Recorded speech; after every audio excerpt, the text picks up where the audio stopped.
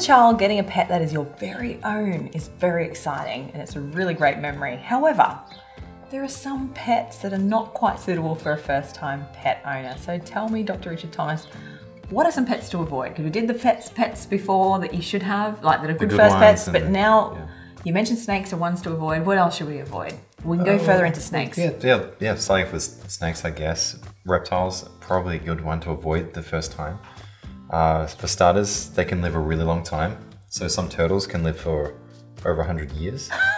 So they'll actually probably live longer than you and I.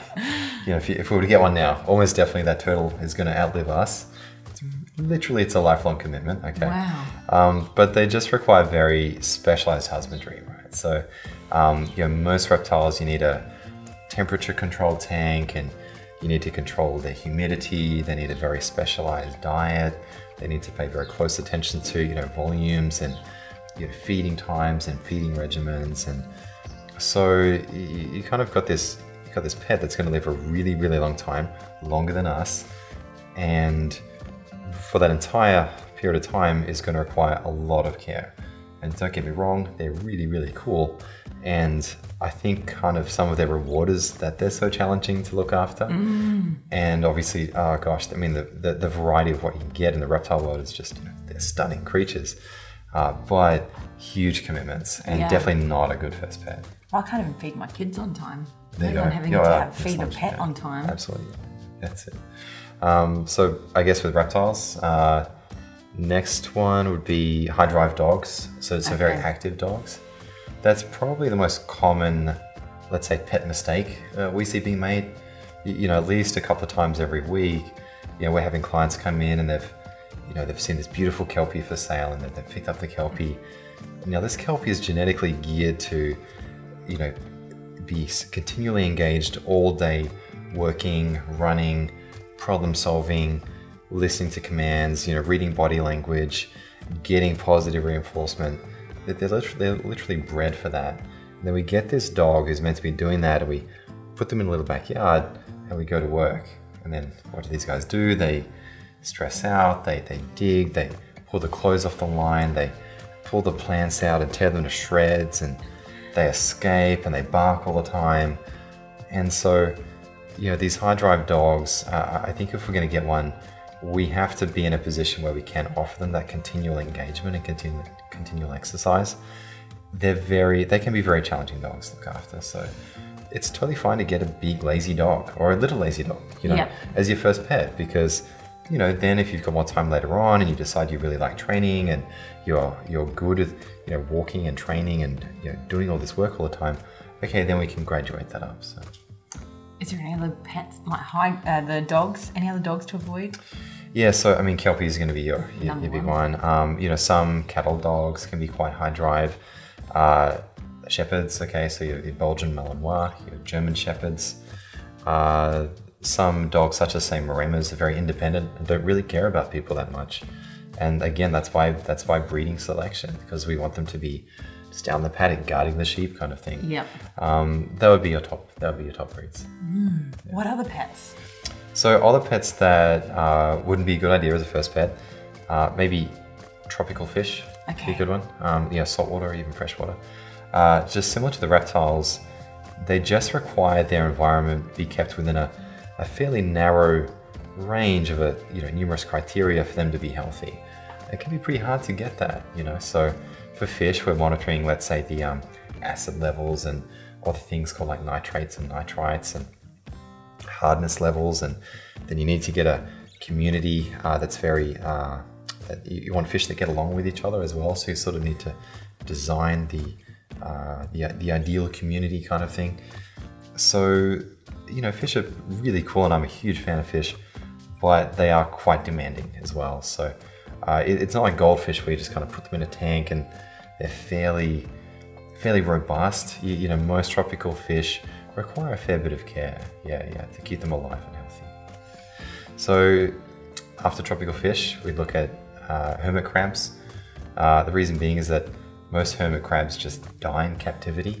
Hermit crabs in the wild, guess how long they live for? What do you think? 10 years? 10 years? No, it's about 30 years. Wow. Yeah. So hermit crabs are meant to live for 30 years.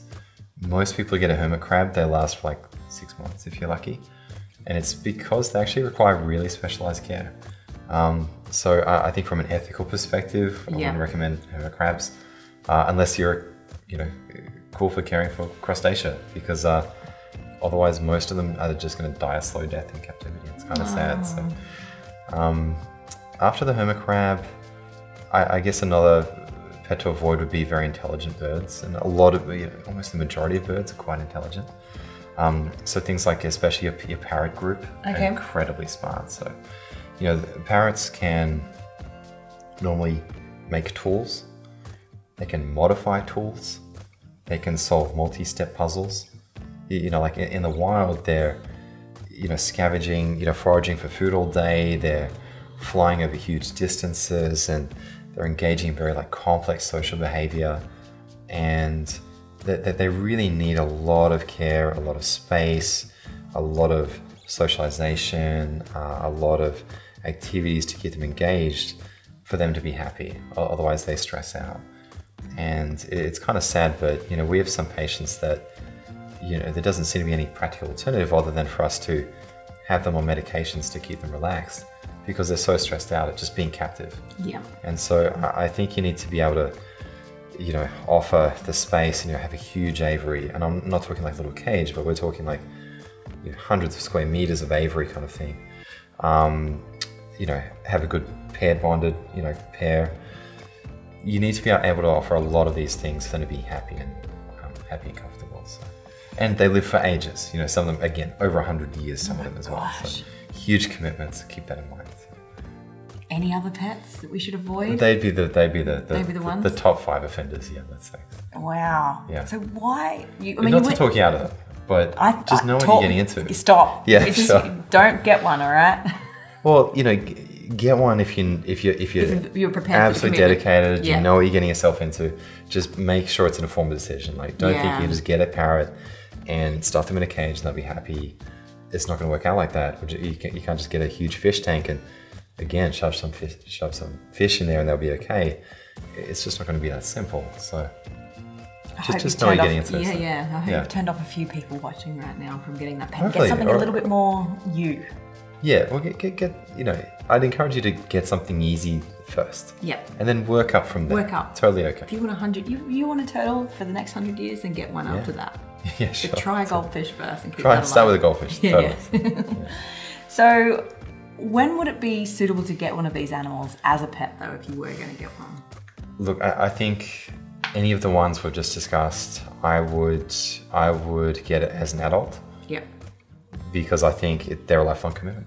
Some of them, the turtle, 100 years. Yeah. Parrots, 80 to 100 years, I don't think you can really make that decision as a 5-year-old kid. No. Can you afford the care and, be able to provide, for their complex care, financially, everything. It's a huge commitment. Huge commitment. Yeah. There you have it. While pets are an awesome thing to have in your home, not all of them are suitable for a first-time owner or anyone really. They should just be left in the wild like the hermit crab. Yeah, some of them, definitely. Yep. Yeah. With a little more experience in your pet ownership, though, your child can always revisit these species at a later date. But if you have any questions about pets or you're looking for a vet for your furry or scaly or what's another one? Feathery. Feathery friend. Yeah. There we go. I knew there was one more. Cool. Get in touch with Cairns Vets today.